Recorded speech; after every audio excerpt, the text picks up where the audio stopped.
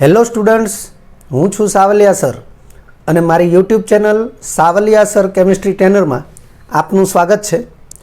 વિદ્યાર્થી મિત્રો, 12th science કેમિસ્ટ્રીનું ચેપ્ટર ડી અને એફ વિભાગના તત્વો, જેના JEE નીટના MCQ સોલ્યુશન્સનો આ લેક્ચર નંબર 2 છે, જેમાં આપણે એફ વિભાગની માહિતીને અનુરૂપ MCQનો અભ્યાસ કરીશું. તે ઉપરાંત ડી અને એફ વિભાગના તત્વોના અનુપ્રયોગોની માહિતીને અનુરૂપ MCQનો પણ આપણે અભ્યાસ કરીશું. આ પહેલાં લેક્ચર નંબર 1 એટલે કે આ ચેપ્ટરના MCQ સોલ્યુશનના લેક્ચર નંબર 1 એમાં આપણે ડી વિભાગના તત્વો વિશેની જે માહિતી હતી એને અનુલક્ષીને MCQનો અભ્યાસ કરેલો છે. આ લેક્ચરમાં આપણે 10 MCQનું સોલ્યુશન જોઈશું. તો શરૂ કરીએ. સૌથી પહેલો MCQ છે, આપેલ પૈકી કયા આયનમાં ઓક્સિડેશન કરતા તરીકેની વૃત્તિ જોવા મળે છે? ફરીથી, આપેલ પૈકી કયા આયનમાં ઓક્સિડેશન કરતા તરીકેની વૃત્તિ જોવા મળે છે? તમને 4 આયનો આપ્યા છે, તમે જોઈ શકો છો. વિવિધ આયનો પૈકી પ્રથમ ઓપ્શનની અંદર જે આયન છે એમાં ઓક્સિડેશનાંક +2 છે. બાકીના 2 તત્વો છે એમાં ઓક્સિડેશનાંક +3 આપ્યો છે અને અંતિમ ઓક્સિડેશનાંક +4 આપેલો છે. તો અહીં ઉકેલ તરીકે વિકલ્પ ડી એને સાચો વિકલ્પ ગણવામાં આવ્યો છે. હવે વિકલ્પ ડી કઈ રીતે સાચો છે એની સ્પષ્ટતા આપણે અહીં કરી રહ્યા છીએ અને આ પ્રકારની સ્પષ્ટતા એ આ પ્રકારના કોઈપણ MCQને સમજવા માટે ઉપયોગી છે. તો અહીં આપણે લખ્યું છે, આપેલ ચારેય તત્વો એ 4F શ્રેણીના એટલે કે લેન્થેનોઇડ શ્રેણીના તત્વો છે, એટલે એને લેન્થેનોઇડ્સ તત્વો કહેવાશે. તો સાપેક્ષમાં જે આયન તમને 4 તત્વો જે આપ્યા છે એ 4 તત્વોના ધન આયનો આપ્યા છે. તો સાપેક્ષમાં જે આયનની 4F કક્ષકમાં સૌથી ઓછા ઇલેક્ટ્રોન હોય તેની ઇલેક્ટ્રોન સ્વીકારવાની વૃત્તિ એટલે કે ઓક્સિડેશન કરતા તરીકેની વૃત્તિ સાપેક્ષમાં વધુ હોય. તો વિદ્યાર્થી મિત્રો, આપણે એવું જાણીએ છીએ કે તટસ્થ પરમાણુ હંમેશા ઇલેક્ટ્રોન ગુમાવીને જ ધન આયન બનશે. અર્થ કે આ 4 તત્વો એ ઇલેક્ટ્રોન ગુમાવીને ધન આયન બનેલા છે.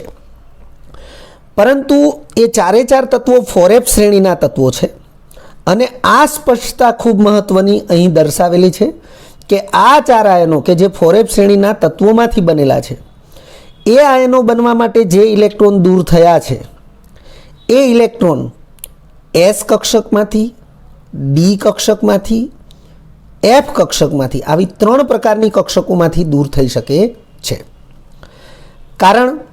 કારણ કે આ 4F શ્રેણીના કે 5F શ્રેણીના તત્વો જે છે એના માટેની જે ઇલેક્ટ્રોન રચના છે એ ઇલેક્ટ્રોન રચના માટે નિષ્ક્રિય તત્વ બાદ N-2 ક્રમની જે કક્ષા છે એની F કક્ષકમાં ઇલેક્ટ્રોન હોય છે. N-1 ક્રમની જે કક્ષા હોય એની ડી કક્ષકમાં 0 અથવા 1 એટલે કે ડી કક્ષક ખાલી હોય અથવા 1 ઇલેક્ટ્રોન હોય છે અને NS કક્ષકમાં 2 ઇલેક્ટ્રોન હોય છે. એટલે કે F કક્ષક, ડી કક્ષક અને S આ 3 પ્રકારની કક્ષકોમાં ઇલેક્ટ્રોન હાજર હોય છે.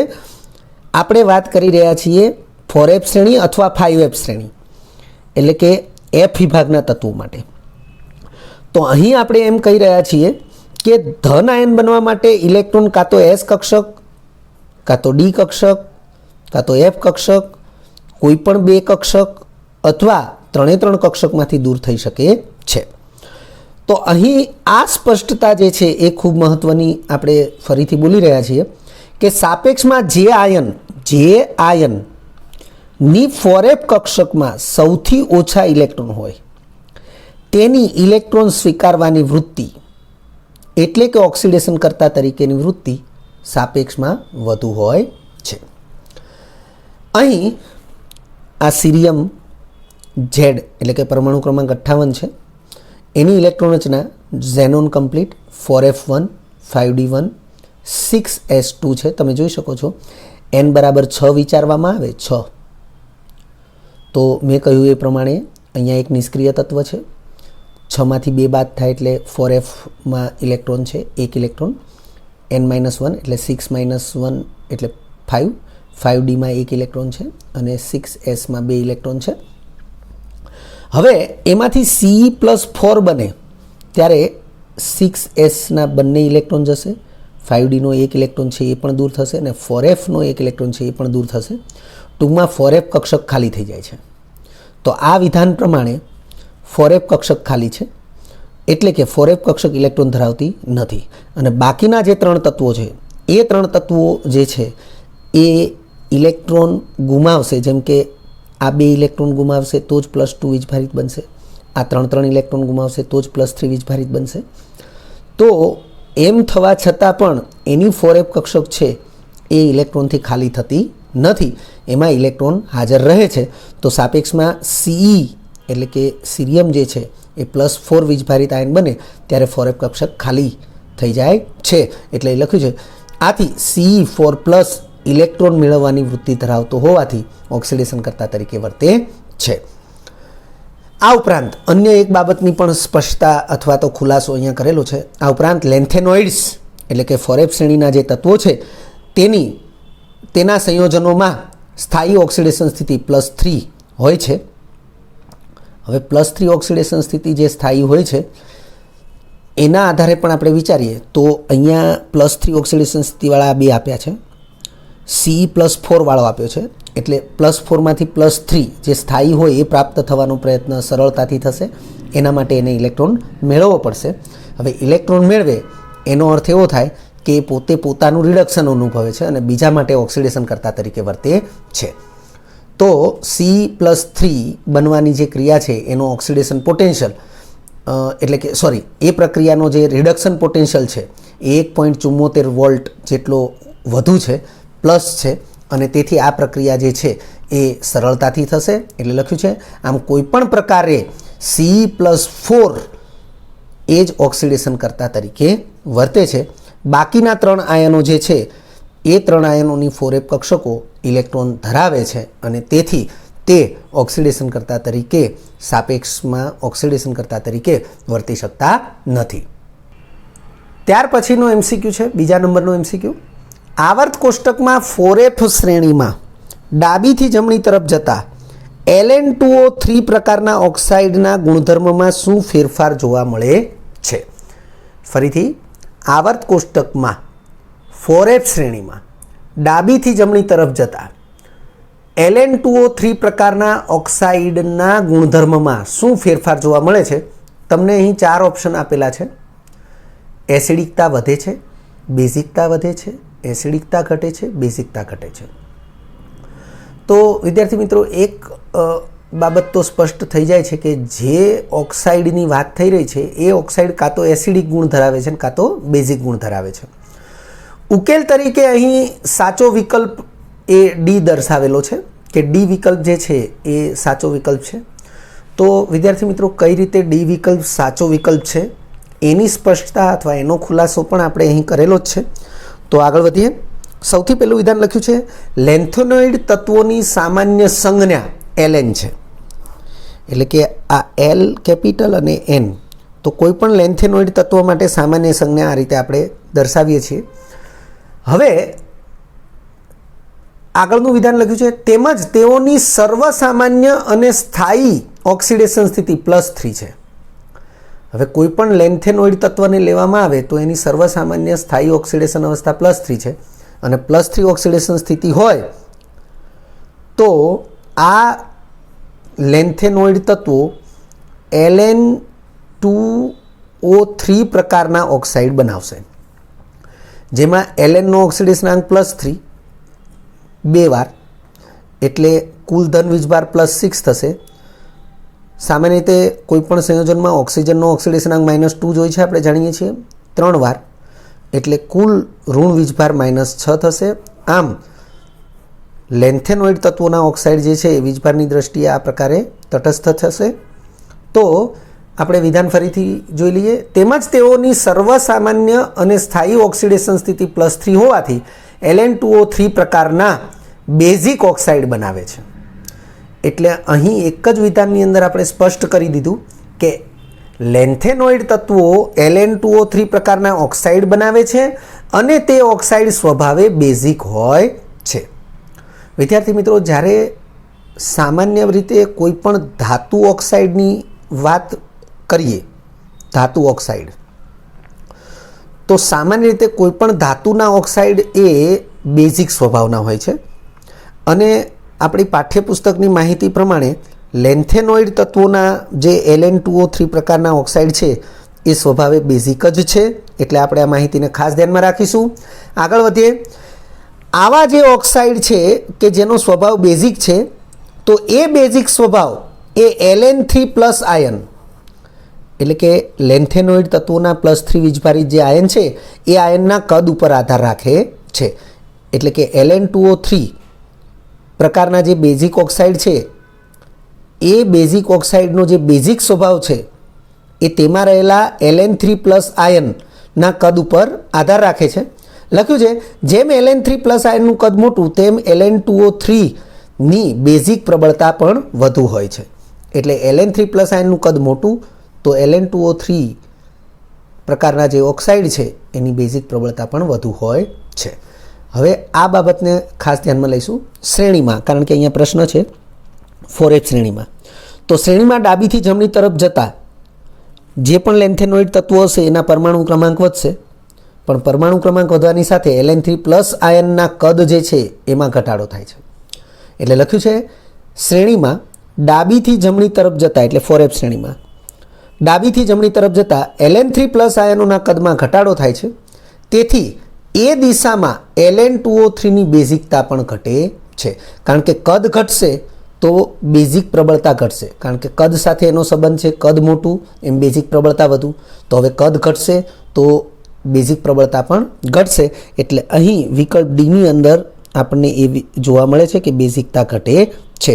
તો લખ્યું છે નોંધ, એક એક્સ્ટ્રા નોંધ લખી છે જેમ Ln2O3 માટે ચર્ચા કરી છે એમ લખ્યું છે ઉપરોક્ત લાક્ષણિકતા LnOH થ્રાઇસ પ્રકારના હાઇડ્રોક્સાઇડમાં પણ જોવા મળે છે. એટલે જ્યાં આપણે Ln2O3 પ્રકારના ઓક્સાઇડની વાત કરી છે ત્યાં LnOH થ્રાઇસ પ્રકારના હાઇડ્રોક્સાઇડ માટે પણ સેમ આ જ રીતે વિચારી શકાય. એટલે કે LnOH થ્રાઇસ પ્રકારના ઓક્સાઇડ હાઇડ્રોક્સાઇડ એ બેઝિક હોય છે અને એનો બેઝિક સ્વભાવ એ Ln3+ આયનના કદ ઉપર જ આધાર રાખે છે. એટલે કે જેમ Ln3+ આયનનું કદ મોટું તેમ LnOH થ્રાઇસ પ્રકારના હાઇડ્રોક્સાઇડ છે એની બેઝિક પ્રબળતા વધુ હોય છે. શ્રેણીમાં ડાબીથી જમણી તરફ જઈએ તેમ LnOH થ્રાઇસ પ્રકારના હાઇડ્રોક્સાઇડની બેઝિક પ્રબળતામાં ઘટાડો જોવા મળે છે. ત્યાર પછી ત્રીજા નંબરનો MCQ છે આપેલ પૈકી કયો પદાર્થ ચુંબકીય અસરથી ખૂબ નીચું તાપમાન મેળવવા માટે ઉપયોગી છે? વિદ્યાર્થી મિત્રો, માહિતી પ્રદાન પ્રશ્ન છે. આપણે આને માહિતી છે એટલે સ્વીકારી લઈશું.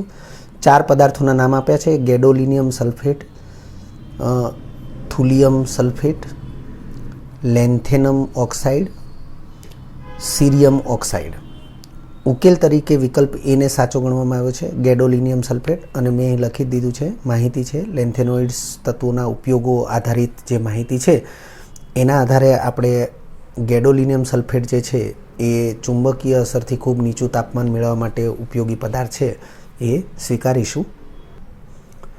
ત્યાર પછીનો પ્રશ્ન છે ચોથા નંબરે, લેન્થેનોઇડ્સ તત્વોની સામાન્ય ઇલેક્ટ્રોન રચના નીચેના પૈકી કઈ છે? વિદ્યાર્થી મિત્રો, લેન્થેનોઇડ્સ તત્વો એટલે 4F શ્રેણીના તત્વો છે. અહીં તમને 4 ઓપ્શન આપેલા છે, તમે જોઈ શકો છો. પ્રથમ ઓપ્શન છે, આમ તો 4 ઓપ્શનમાં ઝેનોન કમ્પ્લીટ છે. બદલાવ જે સ્થાન ઉપર છે એ સ્થાનને આપણે જોઈ લઈએ. પ્રથમ ઓપ્શન છે એમાં 4F 0 થી 14 ઇલેક્ટ્રોન, 5D 0 અથવા 1 ઇલેક્ટ્રોન, 6S 2 ઇલેક્ટ્રોન. બીજા ઓપ્શનમાં 4F 0 થી 14 ઇલેક્ટ્રોન, 5D 0 કે 1 ઇલેક્ટ્રોન, 5S એમાં 2 ઇલેક્ટ્રોન. ત્રીજા ઓપ્શનમાં 5F 0 થી 14 ઇલેક્ટ્રોન, 5D 0 કે 1 ઇલેક્ટ્રોન, 5S એમાં 2 ઇલેક્ટ્રોન, 4F 0 થી 14 ઇલેક્ટ્રોન, 5D ફરજિયાત 1 જ ઇલેક્ટ્રોન. આ ત્રણમાં કાં તો ખાલી પણ હોય અથવા 1 ઇલેક્ટ્રોન ધરાવે, જ્યારે અહીં લખ્યું છે 1 ઇલેક્ટ્રોન ધરાવે જ, અને 5S2. તો વિદ્યાર્થી મિત્રો, ઉકેલ તરીકે સાચો વિકલ્પ એ આપવામાં આવ્યો છે. હવે વિદ્યાર્થી મિત્રો, જેમ અહીંયા લેન્થેનોઇડ્સ તત્વોની સામાન્ય ઇલેક્ટ્રોન રચના માટે આપણને પ્રશ્ન પૂછવામાં આવ્યો છે, તો એ જ પ્રકારે એક્ટિનોઇડ્સ તત્વોની સામાન્ય ઇલેક્ટ્રોન રચના માટે પણ પ્રશ્ન પૂછી શકે છે અને આ પ્રકારના ઓપ્શન એ આપી શકે છે. ઓપ્શનની અંદર બદલાવ આવી શકે છે, જેમ કે અહીંયા ઝેનોન છે, તો જો એક્ટિનોઇડ્સ હશે તો નિષ્ક્રિય તત્વ રેડોન હશે, એ આપણે ધ્યાનમાં રાખીશું. આરએન જ્યાં પણ 4Fનો ઉલ્લેખ છે ત્યાં 5F હશે, કારણ કે લેન્થેનોઇડ્સ એટલે 4F શ્રેણીના તત્વો છે. એક્ટિનોઇડ્સ હશે તો એ 5F શ્રેણીના તત્વો છે, એનાથી આપણે પરિચિત છીએ, એટલે એ બાબતને પણ આપણે ખાસ ધ્યાનમાં રાખીશું. અન્ય એક બાબત કે 4F પછી જે 5D છે એના બદલે 6D હશે અને 6S છે એના બદલે 7S હશે, એટલે વિકલ્પ એ પ્રમાણે જ આપણે વિચારી શકીએ છીએ. તેમ છતાં અહીં આપણે એક સ્પષ્ટતા આ પ્રમાણે કરેલી છે કે F વિભાગના તત્વોની સામાન્ય ઇલેક્ટ્રોન રચના. હવે F વિભાગમાં લેન્થેનોઇડ્સ અને એક્ટિનોઇડ્સ એવા બંને તત્વો છે, તો મતલબ બંને તત્વોની શ્રેણી છે. તો બંને તત્વોની શ્રેણી માટે આપણે એક સામાન્ય ઇલેક્ટ્રોન રચના આ પ્રમાણે દર્શાવી શકીએ કે એક ચોરસ કૌંસ છે જેમાં n-1 આવર્તનું નિષ્ક્રિય તત્વ, ત્યાર પછી n-2 F 0 થી 14, n-1 D 0 કે 1 ઇલેક્ટ્રોન એમાં હાજર હશે અને NS કક્ષક જે છે એમાં 2 ઇલેક્ટ્રોન હાજર હશે. જ્યાં n બરાબર 6, એટલે કે આ જ્યાં પણ તમને n દેખાય છે ત્યાં તમારે 6 લખવાના રહેશે. જો તમે અહીંયા 6 લખશો એટલે 6S2 થશે, અહીંયા 6 લખશો તો 6 માંથી 1 બાદ થશે એટલે 5 થશે, 5D થશે. અહીંયા 6 લખશો તો 6 માંથી 2 બાદ થશે એટલે કે 4F થશે. તો એ 4F શ્રેણીના તત્વ તરીકે ઓળખાશે. 4F શ્રેણીના તત્વો જે છે તેને લેન્થેનોઇડ્સ તત્વો તરીકે પણ ઓળખવામાં આવે છે.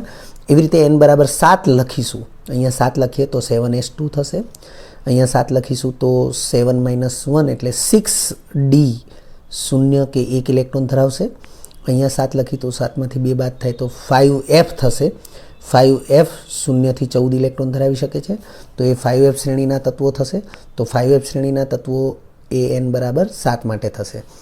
4F શ્રેણી જે છે એ લેન્થેનોઇડ્સ તત્વો ધરાવે છે, એટલે કે લેન્થેનોઇડ્સ શ્રેણીના તત્વો તરીકે ઓળખાય છે, અને 5F શ્રેણી જે છે એ એક્ટિનોઇડ્સ તત્વો ધરાવે છે, એટલે કે 5F શ્રેણી એ એક્ટિનોઇડ્સ શ્રેણી તરીકે પણ ઓળખાય છે. 5મો MCQ છે, મોટાભાગના સંયોજનોમાં એક્ટિનોઇડ્સ તત્વો નીચેના પૈકી કઈ ઓક્સિડેશન સ્થિતિ ધરાવે છે?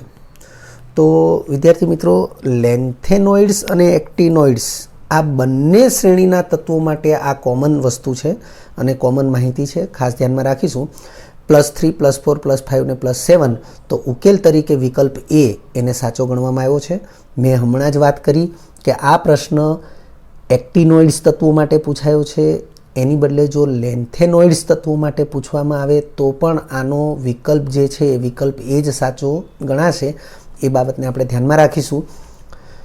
અહીંયા એક ખુલાસો આપણે કર્યો છે કે થોરિયમ, કે જે એક્ટિનોઇડ્સ શ્રેણીનું તત્વ છે, થોરિયમને બાદ કરતાં બધા જ એક્ટિનોઇડ્સ તત્વો માટે +3 ઓક્સિડેશન સ્થિતિ સામાન્ય છે. વિદ્યાર્થી મિત્રો, થોરિયમ એક એવું તત્વ છે કે જેની +4 ઓક્સિડેશન સ્થિતિ જોવા મળે છે, પરંતુ એક્ટિનોઇડ શ્રેણીના બાકીના જેટલા તત્વો છે એ બધા જ તત્વો માટે +3 ઓક્સિડેશન સ્થિતિ એ સર્વસામાન્ય જોવા મળે છે. તેથી આ તત્વોના, એટલે કે એક્ટિનોઇડ્સ તત્વોના મોટાભાગના સંયોજનોમાં તેઓ, એટલે કે એક્ટિનોઇડ્સ તત્વો એ +3 ઓક્સિડેશન સ્થિતિ ધરાવતા હોય છે. વિદ્યાર્થી મિત્રો, એક્ટિનોઇડ્સ શ્રેણી જે છે એના તત્વો માટે વિવિધ ઓક્સિડેશન અવસ્થાઓનું કોષ્ટક એ પાઠ્યપુસ્તકમાં તમને કોષ્ટક 8.3 પેજ નંબર 289 ઉપર આપેલું છે, જેનો તમે અભ્યાસ કરી શકો છો, અને એની અંદર પણ એ બાબત એ સ્પષ્ટ કરેલી છે. અને એક્ટિનોઇડ શ્રેણીના વિવિધ તત્વો પૈકી ફક્ત 2 જ તત્વો એવા છે કે જે મહત્તમ +7 ઓક્સિડેશન સ્થિતિ ધરાવે છે. વિદ્યાર્થી મિત્રો, આ ચેપ્ટર અથવા આ પ્રકારના જેટલા પણ ચેપ્ટર છે જે ખાસ કરીને માહિતી પ્રદાન ચેપ્ટર છે, એ ચેપ્ટર્સને ખૂબ સારી રીતે તમે NCERT પાઠ્યપુસ્તકમાંથી જ કરો એવી ખાસ તમને સલાહ છે. કારણ કે આવા ચેપ્ટર્સ એક બેઠકે અને એક જ વખત પ્રયત્ન કરવાથી ક્યારેય પૂર્ણ રીતે થઈ શકતા નથી. એને સમયાંતરે તમારે વારંવાર એ રિપીટ કરવા પડે છે અને ત્યારે આવા ચેપ્ટરની માહિતી એ આપણા મગજમાં સ્ટોર થાય છે. આગળનો એમસીક્યુ આપણે લઈ રહ્યા છીએ. છઠ્ઠો એમસીક્યુ છે નેપ્ચ્યુનિયમ, જેની સંજ્ઞા છે એનપી, એ મહત્તમ ઓક્સિડેશન સ્થિતિ માટે નીચેના પૈકી કયા તત્વ સાથે સામ્યતા ધરાવે છે? તો વિદ્યાર્થી મિત્રો, મેં હમણાં જે એમસીક્યુ નંબર 5 માટે મેં કહ્યું કે એક્ટિનોઇડ્સ તત્વોની જે શ્રેણીના તત્વો છે અને એ તત્વોની ઓક્સિડેશન સ્થિતિની જે વિવિધતા છે એના માટેનું જે કોષ્ટક આપ્યું છે આપણને પાઠ્યપુસ્તકમાં, તો એ કોષ્ટકને લગતો જ આ પ્રશ્ન છે. ફરીથી પ્રશ્ન જોઈ લઈએ કે નેપ્ચ્યુનિયમ એ મહત્તમ ઓક્સિડેશન સ્થિતિ માટે નીચેના પૈકી કયા તત્વ સાથે સામ્યતા ધરાવે છે? તમને 4 ઓપ્શન આપ્યા છે. એ ઓપ્શન જે છે એની અંદર AM આપ્યું છે, ઓપ્શન બીની અંદર BK, સીની અંદર CF આપ્યું છે અને ડી ઓપ્શનની અંદર PU પ્લુટોનિયમ, અમેરિશિયમ, બર્કેલિયમ, એલિફોરિયમ અને ડી પ્લુટોનિયમ. તો એ પૈકી ઉકેલ તરીકે વિકલ્પ ડી જે છે એ સાચો વિકલ્પ ગણવામાં આવ્યો છે. અહીંયા મેં લખ્યું છે NCERT પાઠ્યપુસ્તક કોષ્ટક 8.11 મુજબ. વિદ્યાર્થી મિત્રો, કોષ્ટક 8.11 એની અંદર તમને નેપ્ચ્યુનિયમ અને પ્લુટોનિયમ આ બે તત્વો માટે મહત્તમ ઓક્સિડેશન સ્થિતિ +7 એ દર્શાવેલી છે. અને બીજી એક બાબત પણ કે જેમ અહીંયા મહત્તમ ઓક્સિડેશન સ્થિતિની વાત કરી છે એમ +3 થી શરૂ કરી અને +7 સુધીની વિવિધ ઓક્સિડેશન સ્થિતિઓમાં વધુ પ્રકારની, એટલે કે વિવિધતાસભર વધુ પ્રકારની ઓક્સિડેશન સ્થિતિઓ પણ નેપ્ચ્યુનિયમ અને પ્લુટોનિયમમાં જ જોવા મળે છે. એટલે પાઠ્યપુસ્તકમાં પેજ નંબર 289 ઉપર જે છે એ કોષ્ટક નંબર 8.11 છે, જેનો તમારે અભ્યાસ કરી લેવો જરૂરી છે. 7મા નંબરનો એમસીક્યુ છે લોરેશિયમનો અર્ધાયુષ્ય સમય જણાવો. વિદ્યાર્થી મિત્રો, અર્ધાયુષ્ય સમય શબ્દથી પરિચિત થઈએ તો અર્ધાયુષ્ય સમય એ ખાસ કરીને રેડિયો સક્રિય પદાર્થોની લાક્ષણિકતા દર્શાવતું પરિબળ છે અને એના આધારે કહી શકીએ કે લોરેશિયમ જે છે જેની સંજ્ઞા કેપિટલ L અને સ્મોલ r LR એવી છે. તો લોરેશિયમનો અર્ધાયુષ્ય સમય જણાવો તો તમને અહીંયા 4 વિકલ્પ આપ્યા છે: 1 દિવસ, 2 કલાક, 3 મિનિટ અને 1 વર્ષ. તો ઉકેલ તરીકે સાચો વિકલ્પ એ C દર્શાવેલો છે, એટલે કે લોરેશિયમ એનો અર્ધાયુષ્ય સમય એ C છે. વિદ્યાર્થી મિત્રો, રાસાયણિક ગતિકી નામનું ચેપ્ટર જેની અંદર પણ અર્ધાયુષ્ય સમયને લગતી બાબતનો અભ્યાસ છે, તો એ ખાસ ધ્યાનમાં લેશો. અહીંયા પણ મેં ખુલાસો કર્યો છે NCERT પાઠ્યપુસ્તક પેજ નંબર 238ની માહિતી પ્રમાણે છે. આ પણ પેજ નંબર 238 ઉપર જ છે. મારે પેજ નંબર બોલવામાં જરા ભૂલ થયેલી છે, તો એ ધ્યાનમાં લેશો. અહીંયા પણ કોષ્ટક 8.11 છે, એ પેજ નંબર 238 ઉપર જ છે. 8મા નંબરનો પ્રશ્ન છે સંક્રાંતિ તત્વોના આપેલા સંયોજનો પૈકી કયું સંયોજન સૂકા કોષમાં વપરાય છે? વિદ્યાર્થી મિત્રો, 8મા નંબરના MCQથી 10મા નંબરના MCQ સુધીના જે 3 MCQ છે એ ખાસ કરીને લેન્થેનોઇડ્સ અને એક્ટિનોઇડ્સ, એટલે કે F વિભાગના તત્વો જે છે અથવા તો સંક્રાંતિ તત્વો અને આંતરસંક્રાંતિ તત્વોના જે ઉપયોગો છે અથવા તો એના અનુપ્રયોગો છે એને લગતા MCQ છે. તો ફરીથી સંક્રાંતિ તત્વોના આપેલા સંયોજનો પૈકી કયું સંયોજન એ સૂકા કોષમાં વપરાય છે? સંક્રાંતિ તત્વોને અનુલક્ષીને પ્રશ્ન છે. 4 ઓપ્શન આપ્યા છે: K2Cr2O7, V2O5, MnO2, KMnO4. તો વિદ્યાર્થી મિત્રો, આપણે વિદ્યુત રસાયણ ચેપ્ટર જે ભણી ચૂક્યા છીએ, ચેપ્ટર નંબર 3, એની અંદર આપણે સૂકા કોષની રચના વિશે અભ્યાસ કરી ચૂક્યા છીએ, જેમાં આપણને ખ્યાલ છે કે મેંગેનીઝના ઓક્સાઇડ એમાં વપરાય છે. તો અહીં આપણને મેંગેનીઝનો એક જ ઓક્સાઇડ આપેલો છે MnO2. તો એ MnO2 એ ઉકેલ તરીકે સાચો વિકલ્પ ગણવામાં આવ્યો છે. અને આપણે અહીંયા લખ્યું છે એનસીઈઆરટી પાઠ્યપુસ્તક પેજ નંબર 239 ઉપરની માહિતી પ્રમાણે છે. વિદ્યાર્થી મિત્રો, આ પ્રકારની જે માહિતી છે તો એ માહિતી એક જ વખત વાંચવાથી ક્યારેય ટુ ધ પોઈન્ટ એટલે કે સ્પષ્ટપણે એ તમને યાદ નહીં રહે. તો એના માટે તમારે આ પ્રકારના જે એમસીક્યુ છે એનો વારંવાર અભ્યાસ કરવો પડશે, એનો વધારે પ્રમાણમાં એવા એમસીક્યુનો અભ્યાસ કરવો પડશે. 9મા નંબરનો એમસીક્યુ છે, આપેલ પૈકી વર્ણક ઉદ્યોગ માટે ઉપયોગી કોણ છે? વર્ણક ઉદ્યોગ. વિદ્યાર્થી મિત્રો, આ વર્ણક એ રંગકનો એક પ્રકાર છે. જેમ આપણે જે રોજિંદા જીવનમાં જે પોશાક એટલે કે કપડાઓ પહેરીએ છીએ અને એ કપડાઓના જે રંગ હોય છે એ રંગક કહેવાય છે. ઇંગ્લિશમાં એને ડાઇઝ કહેવાય. અને એ ડાઇઝ જે છે એ જ પ્રમાણેના વર્ણક હોય છે જેને પિગમેન્ટ કહેવાય છે. તો જેમ કે વર્ણકમાં આપણે એક રોજિંદા જીવનમાં આપણા ઘેર વપરાતું હોય, જેમ કે ગળી છે, બરાબર, સફેદ કપડાને ધોયા પછી જે ગળી કરવામાં આવે તો ગળી એ વર્ણકનો એક પ્રકાર છે. પછી આપણે લીલા પાંદડાવાળા શાકભાજી હોય તો એ વનસ્પતિનું જે હરિત દ્રવ્ય છે એ પણ વર્ણકનો એક પ્રકાર છે. તો એ પ્રકારના જે રંગ છે એને વર્ણક કહેવાય છે. તો અહીં આપણે લખ્યું છે આપેલ પૈકી વર્ણક ઉદ્યોગ માટે ઉપયોગી કોણ છે? તો 4 વિકલ્પ આપણને આપ્યા છે: CeOH thrice, V2O5, TiO, LuOH thrice.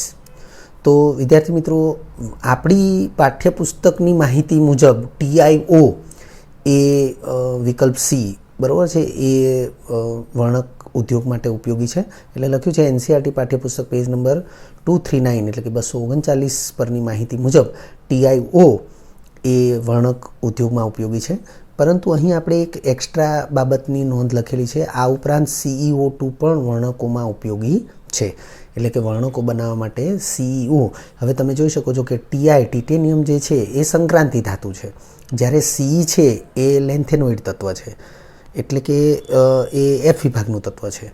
એટલે અહીં આપણે સંક્રાંતિ અને આંતર સંક્રાંતિ તત્વોની ઉપયોગિતાને અનુલક્ષીને પણ એમસીક્યુનો અભ્યાસ કરી રહ્યા છીએ. 10મા નંબરનો એમસીક્યુ છે, ગેસ લાઇટરની પથરીમાં કઈ મિશ્ર ધાતુ વપરાય છે?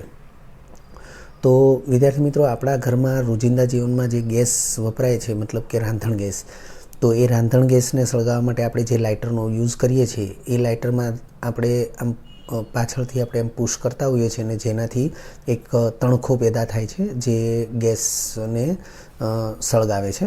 તો એ જે ગેસ લાઇટરની પથરી છે કે જે તણખો પેદા કરી શકે છે, એ પથરી બનાવવામાં કઈ મિશ્ર ધાતુ વપરાય છે? તો અહીં આપણને 4 વિકલ્પ આપ્યા છે: nitinol, cupronickel, pyrophoric mischmetal, UK silver. UK સિલ્વરને જર્મન સિલ્વર પણ કહેવાય છે. તો નિટિનોલ અને ક્યુપ્રોનિકલ, યુકે સિલ્વર એ 3 જે છે એ 3 એ આમાં નથી વપરાતા. પાયરોફોરિક મિસમેટલ જે છે એ ગેસ લાઇટરની પથરીમાં વપરાતી મિશ્ર ધાતુ છે.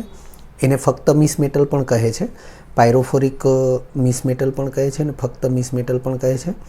ઉકેલ તરીકે વિકલ્પ C આપેલો જ છે. હવે પાયરોફોરિક મિસમેટલ વિશે આપણે થોડી માહિતી જોઈ લઈએ. તો મિસમેટલ જે છે એનું બંધારણ કંઈક આવું છે કે લગભગ 95% જેટલી લેન્થેનોઇડ ધાતુ એની અંદર હાજર હોય છે. હવે લેન્થેનોઇડ ધાતુઓ ઘણી છે, તો મેં અહીં સ્પષ્ટતા કરી છે કે લેન્થેનોઇડ્સમાં સીરિયમ અને લેન્થેનમ એટલે કે Ce અને La મુખ્ય એની અંદર વધારે માત્રામાં હોય છે અને લેન્થેનમની સાપેક્ષે સીરિયમ છે એ વધુ પ્રમાણમાં હોય છે.